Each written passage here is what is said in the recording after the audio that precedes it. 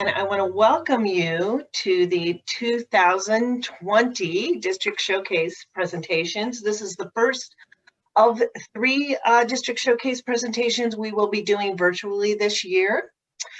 Indiana's District Showcase Award is sponsored by the Indiana Conservation Partnership and is designed to highlight the success of our local soil and water conservation districts in this state. The award focuses on districts and gives them an opportunity to share new project ideas or better ways to design and implement existing conservation practices or new conservation projects. You're in for a treat today with Jennings County. This year, they are one of the award recipients, the Jennings County Soil and Water Conservation District, for their Tripton Park project. Especially, I think now, as we all need a little inspiration and good positive stories, you're in for a treat hearing this one today. Sharing with us will be Andy Ertl, the Executive Director of the Soil and Water Conservation District in Jennings County, along with Kelly Kent, the Administrative Assistant there. So I will turn it over to you, Andy, and thank you for being with us today and sharing about this project. Thank you for the opportunity to have that award possible to apply for it. We appreciate it here in Jennings County.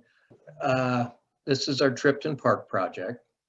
Back in 2016, is just an old golf course and aerial view in town, and 52 acres, and it went bankrupt and a landowner bought it, and then the person didn't do much with it. But the city, the local TIF board, they had an idea that they liked the 52 acres of green space, and the city didn't have much of a plan for that green space. And as an old golf course, there's a lot of maple trees that line the fairways, and if anyone knows anything about maple trees, they start shedding their limbs as they get older and can create quite a mess. So at the same time, in June of 2015, our district board was working on our long-range plan. We decided that we'd like to try a pollinator project, get the community behind this pollinator project. So these two things are going on almost at the same time, the pollinator project a little before. So I met with the North Vernon City Council and presented the idea of that using 6 acres of that green space that wasn't being used for anything, and worked with U.S. Fish and Wildlife and told them that our drill would be available. We could get the seed from U.S. Fish and Wildlife. All they had to do was spray it and plant it. They agreed to do that. And so this is the part of the 6-acre pollinator area. And you can see that there's a little trail that was mowed because a couple people said, you know, why don't you mow a trail through that green space? At least people could walk through it and we'll get some use out of it. So the pollinator thing was planted in April 2016. Just recently, that same year, a guy named Bob Ertl, he was a project manager from Cummins, and he had retired, and he worked with a lot of different projects, and he talked to the county council about doing a community needs assessment. And he saw that park as that area as a potential park, and he convinced them to do an assessment. Later, he also joined the Share Some Space Pollinator Committee, and then, of course, he would become, we didn't know at that time, the park manager. So after we did the assessment through the local media, the #1 ranked idea was for the Jennings County was they would love to have a new park. So the city council agreed to letting us form an ad hoc committee and plan for a park as they looked at the possibility of how much it would cost to build one. So we had a group of volunteers that we sketched up what we thought would be a lot of amenities if we could pull it off. And then we were out looking at the area that wasn't planted a pollinator, and we got to thinking, how in the world can we clean this site up and get it mowed by the city street department with all those limbs?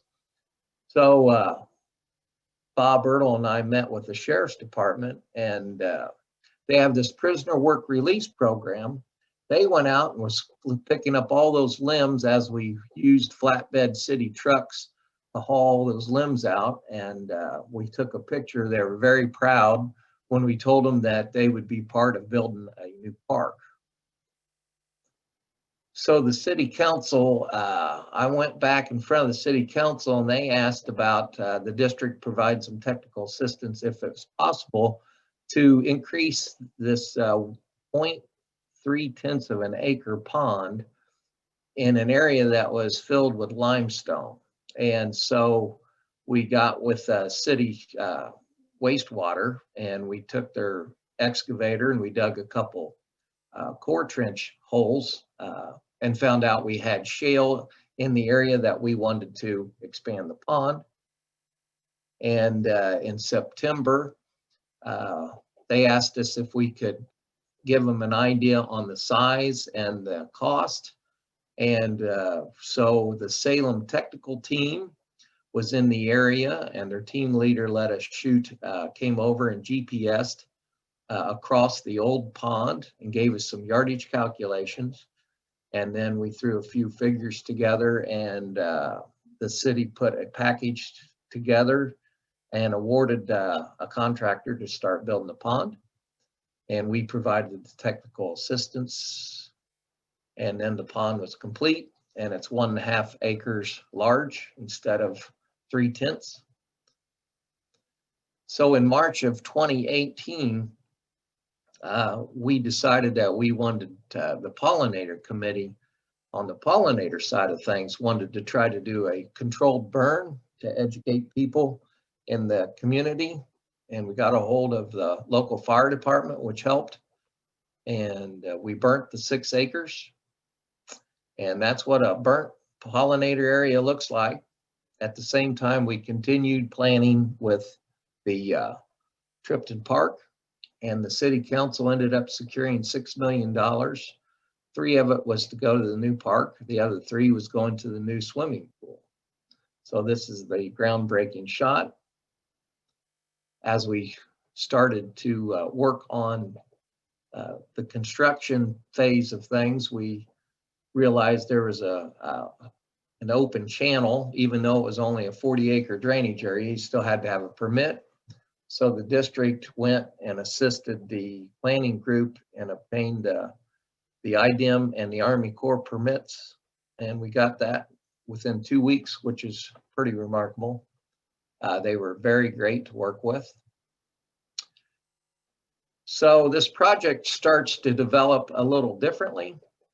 The person, Bob Ertl, decided that he could save the city a lot of dollars if he became the park manager and volunteered his time. So he became the general manager.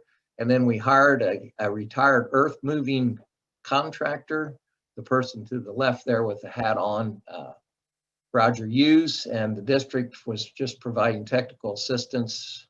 And Don Beely, who had been on our board, also was a technical consultant. And so once we got the money and the plans developed, construction phase began. We tore a great big old cart shed barn down and started building a information room and bathrooms. We started building the amphitheater, the stage. There we put tile and rock. That way, when water seeps out of the hill and goes down there, it pulls the water out so the stones will not move, stay in place. And then we started cutting the trails, and we also assisted them with the Rule 5 erosion control measures where they were needed. More trail development, paving the trails.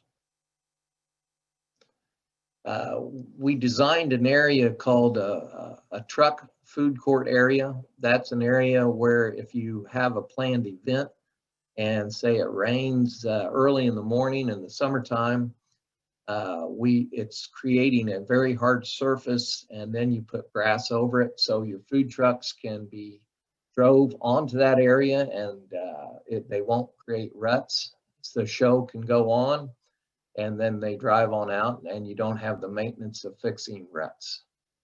And that's all held up by this plastic corrugated liner and then you fill it with dirt, and then you seed it. We also assisted with the drainage aspect. There's a lot of drainage that runs parallel down railroad tracks because of all the rock. So we had to install some subsurface drainage. That's the implementation part of the new playground equipment, which we looked at all the playground equipment in the county, and we made sure we did not duplicate anything that was already there. And then came the culvert installation because we got the permits. The money we saved by not having paying a general contractor to oversee the project, that was one of the amenities, was the boardwalk we could add. And we also, we removed about 86 maple trees that lined the old fairways, and we started planting new shrubs and trees. And we had a young girl create the Tripton Park sign there. And this is when we come in and we start seeing after the construction phase. The entrance to the park welcomes you there. Of course, the American flag. The finished product of the information building and the bathrooms.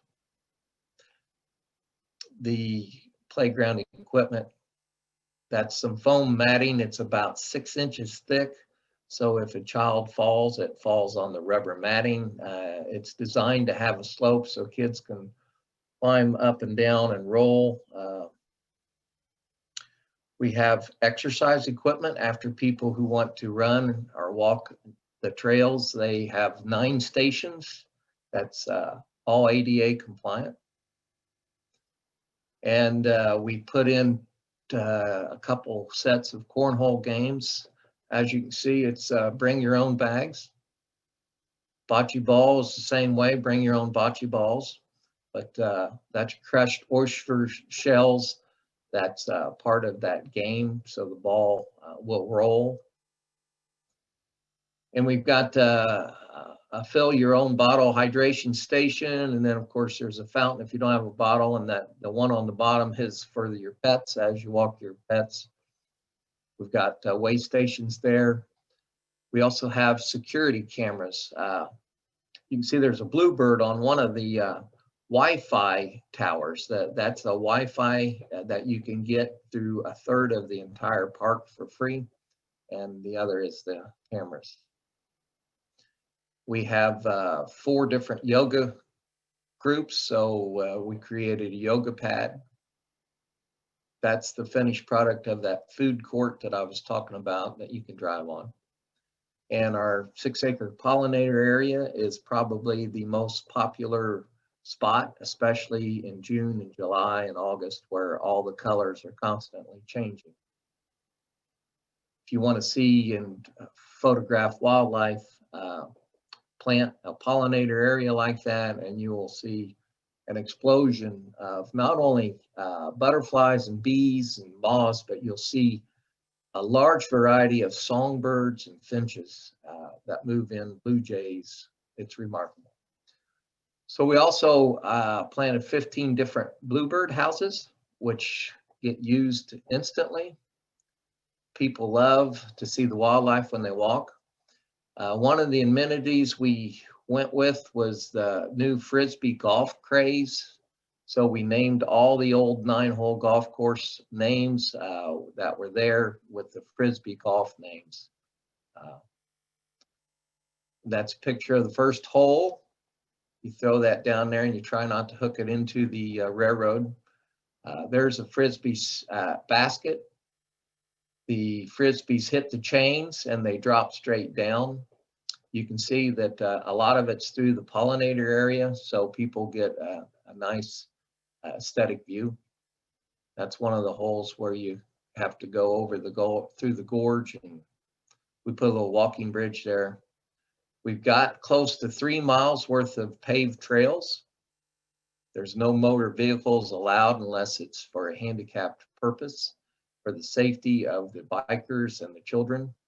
You can see that a kid can ride a bike. It's the only place in Jennings County that a kid can ride and not have to worry about crossing the street because there's no cars or golf carts or razors.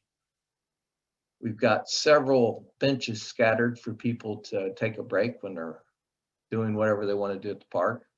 There's our finished product with our crossing in the creek. There's a couple different photos of our finished amphitheater. We got 3 different shelter houses that have solar lights that click on when you enter them.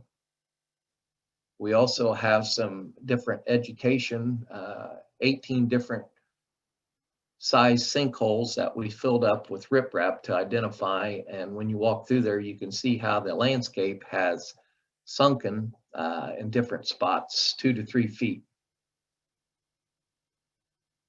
We planted 210 different trees and shrubs, a lot of nut-bearing trees for the squirrels.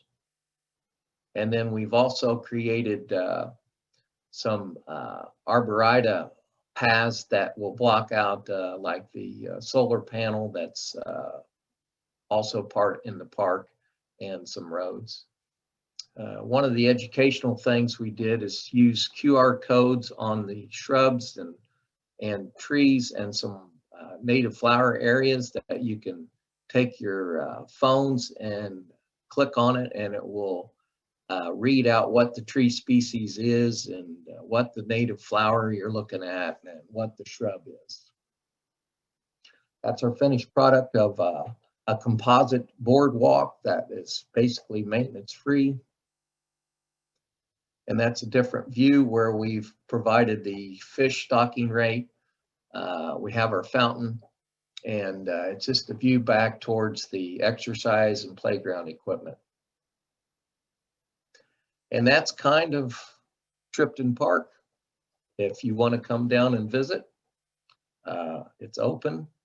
The neat thing about it is that Tripton Park, the bathrooms open and close through the Wi-Fi system, and that makes it more maintenance free. It's an unmanned park, and we have not had any vandalism, so that's been good.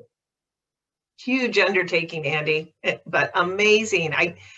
All of the items and that you have there available to the community and the public, I'm thinking it's amazing. Is there anything you wish you had that you didn't get to do? Well, you know, we added a lot of things that since we didn't have to pay, like our inspector only cost us around $32,000, which is really cheap because we gave him a 1099 and he worked so many hours a day because he wanted to stay retired. And then of course the volunteer project manager donated their time. We figured out that we saved well over $230,000 that we could put back into that footbridge and the boardwalk and stuff. And I also have to shout out to Kelly Kent, who is our assistant, we were out doing some monoculture seeding, hand seeding, and when it was 95 degrees and stuff, we did a lot of hand planting, experimenting. So she has also been very involved in this park. But I think one of the things that we like to hear was when someone said to us, gee, we didn't know that a soil and water district had such a diverse amount of knowledge that does so many things, and it's free, you know. And that to us was very rewarding. But we appreciate it's been enjoyable to work with the city government, city attorneys. Like I said, NRCS, their technical team gave us some shots and stuff when they're in the neighborhood, and with their CAD real quick to give us some figures. We worked with DNR, the foresters. We've worked with wildlife biologists. We've burnt with those people. So as far as a conservation partnership, we've had them involved, and they've all been willing and excited to see this thing come together. So it was very fun.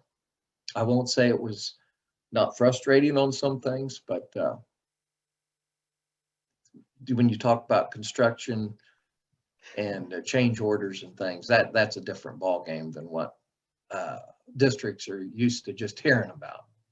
But anyways, we're very proud of it. And you The should be. community is. Definitely. And yeah, and you were telling me earlier that you've gotten some great feedback from the community and how they're loving, enjoying it. Yes, they do love it. Have they been able to use the amphitheater yet, or what are the plans for that piece? Well, with the COVID, we've had some local artists come down and ask to hook into their speakers into the system and start grabbing their guitars and just started creating some free concerts. We've had some local churches have do their services out there where they could go ahead and spread out and social distance. We tried to have a grand opening event 3 different times with a large scale planning, and we've had to cancel it. So it will be used. The idea behind that is to bring more arts and stuff into the community to help the community grow. That was the idea behind that. Similar to what Columbus, Indiana and Jackson County, we're all trying to make sure we can keep our small town going. So. Any other questions for Andy on this project? Yes, this is Jerry, and I may have missed it earlier. What's the time span on this project? The time span, it took us a year to plan it and 2 years to build it. So we had it in 3 years. We had, once we got word with the money, we had a plan ready to start spending that money. So 3 years. I had two comments and then maybe a question. First, how cool of a project to have complete before everything that's going on with COVID. Not that you could have predicted what this past year was going to be like, but think of the opportunity and what you created in your community that was available for folks in let's just be honest, a crappy year where you couldn't do a whole lot inside and you couldn't do a whole lot of what you normally did. So what a great amenity to have for the community. And I think, Andy, you said it, and I feel like I'm starting to see this a lot, that, when you talk about how folks didn't know all these things that you could do as a district and the services you could provide. And like you said, like it was free, right? That here we're here to help out. And, and I guess as you talked, I found it was really interesting as you kind of go through the list of the things that you assisted with, and like, wow, it just totally makes sense in terms of plugging in the pond help, the erosion control help, the help with the permits. And I think that's one of the things that a lot of districts do is they are that connector too. They provide that technical assistance, but then they know things like erosion control. They know how to connect folks with IDEM. They know how to connect folks with DNR and these other partners and NRCS and the tech teams. And so you just, as you talked, it just struck me that that's, kind of a definition of what a district does. And so I guess my question, leading all up to this question, I know that you mentioned like the construction and the change orders. Were there any kind of hurdles you had to get over politically at the beginning? I know that when we have these great ideas, sometimes it's hard to kind of get the ball rolling and you have to get the right people interested. Was there anything in terms of the local politics that you guys had to kind of be a part of and work with? And then after that aspect of it, is there something, you mentioned the control, the change orders and construction, was there anything else that was kind of like a hurdle that you had to kind of get over? Yes, there were some political, when you could be on a committee and think you're all green, and then we had a city council person that was on our committee, and he just thought about we should use this old golf cart shed, very large, needing a lot of work, and as a group we voted that if we're going to do something, and we're going to do something that's 90% new and looks really good, why would we leave that last 10% to look kind of bad? And by the time we did the numbers of making that old golf cart shed nice, it was going to be too expensive. It's going to be, over half the money of the project. So you know, when it came to city council vote here, we thought it would be all the ones voted yes, except for one who was sitting on our committee who wanted, and he voted no, he wanted to keep that cart barn, you know, when you think, wow, that's weird. We're all working together, but sometimes not everybody vocalizes that they're not on the same page. Now, in hindsight, that person said it was the right move, but you run into a lot of that. You know, one of the things that we ran into this spring and we will run into next spring is that people see this as a conservation park in some eyes, and people see it as an exercise park and an environmental park. But when you have a 1.5 acre pond with grass that's really low, you get a lot of Canadian geese to come in. And Canadian geese nest, as we very well know. We went from having a pair to about 75 geese, which the city decided to get a permit to help manage that. And once some of the public and the media got a hold of that, we were considered what I think the word was execution, almost like we we're going to blindfold them and put them.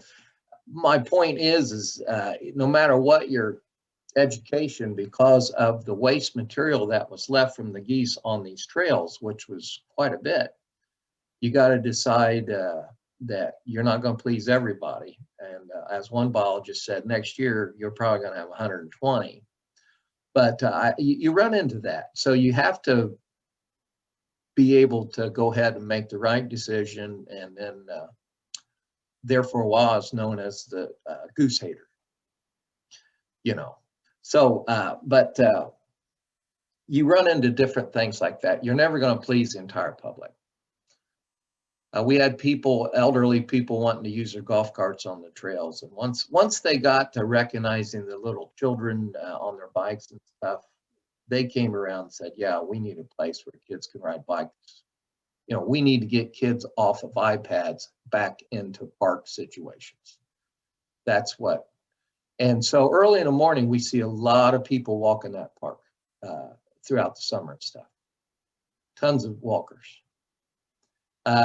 Just this last summer, a local person asked if anyone was interested in doing a Frisbee golf league, and they ended up with about 43 people the very first year, and they were putting the results, writing it up for the local newspaper, and it was crazy. It was a crazy success. One of the things that we did notice that we never even planned is if you are a person of lower income, you know, for about $20 to $40, you can get you a halfway decent set of Frisbee golf disc, and you can be out there competing and doing it as a family, or doing it because you love it, or even getting in that league. And so we saw a lot of different people doing things that we never even thought about that would be pulled into doing it, which was really neat. Yeah, as you were talking, I was thinking about, as I watched the presentation, how there was something for everyone.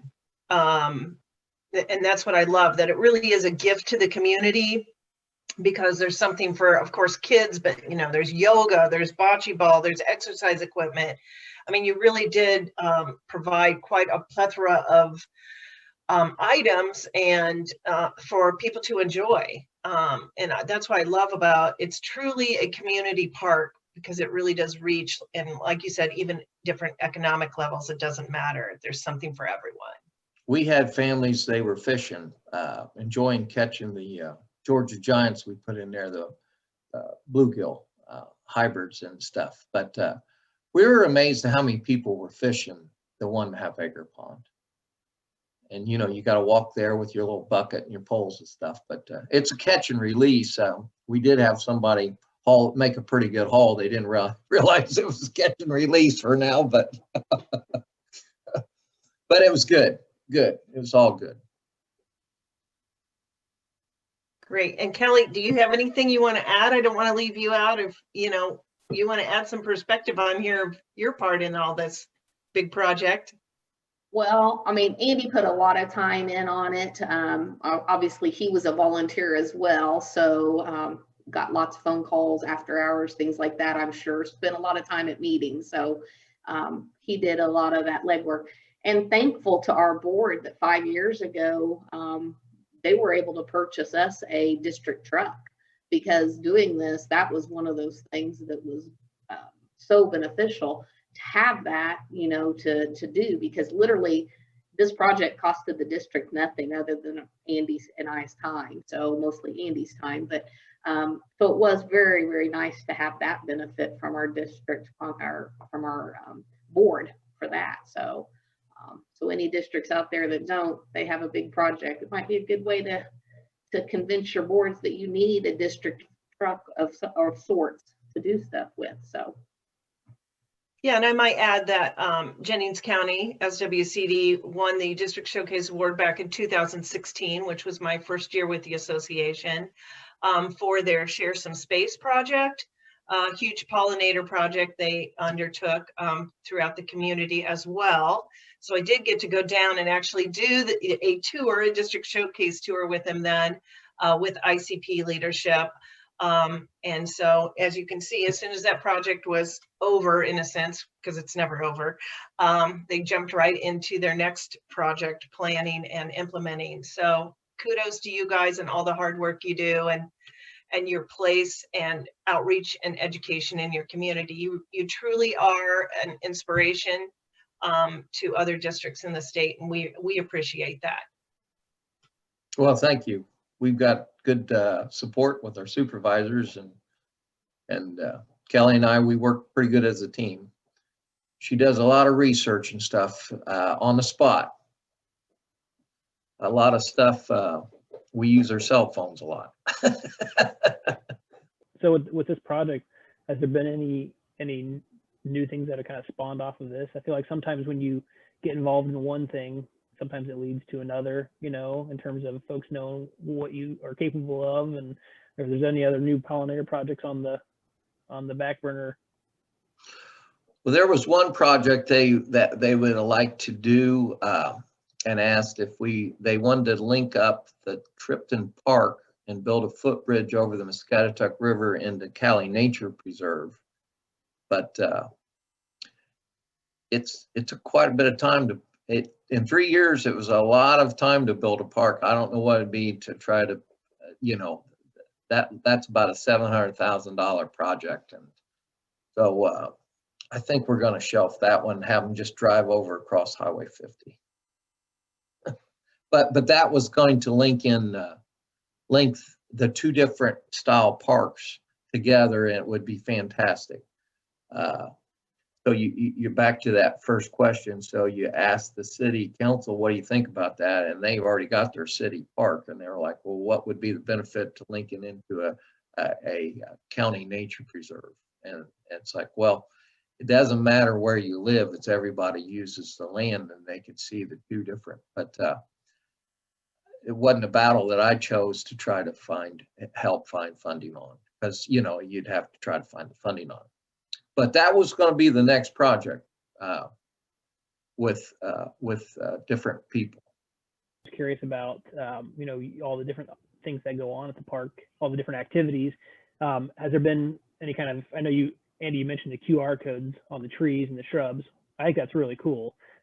You know, I was thinking of like educational signage, or, you know, any kind of educational programming that either you have done or that you're considering doing, or maybe some of the partners, like the Parks Department or something. I think you mentioned like the fishing, but I think of like the DNR Go Fishing program and things like that, where you have this cool space. What could you potentially do in terms of education too? Well, inside the Welcome Center, they're trying to generate a board that shows that if you took a group of kids or a family, that would identify these different spots. Like below half of that park, there's a cave system, and it's been mapped, and you can see the cave entrance, and you could go to see where it outlets at the Muscatatuck River, and that would be a learning display. Of course, the QR codes are a learning display. They have talked about creating that you could do a different type of treasure hunts where you get certain clues and things. But on this board that you can go and see which area you want to identify and learn about the education, such as the QR codes, learn your trees. We had a variety of Indiana trees that we selected so people could learn if they wanted to do that. So as far as the district moving more on that part, we're probably not. Maybe help with the write-ups, that'd be about it. Before we close out the presentation, anyone have any questions or comments for Andy? I will tell you, Andy, that Holly wrote in the chat box, Holly McCutcheon said, congratulations, what a great project for your community. Well, thank you. Like I said at the beginning, we appreciate the Indiana Conservation Partnership support, the entire team effort of what gets done across the state. So we just like to be part of that partnership.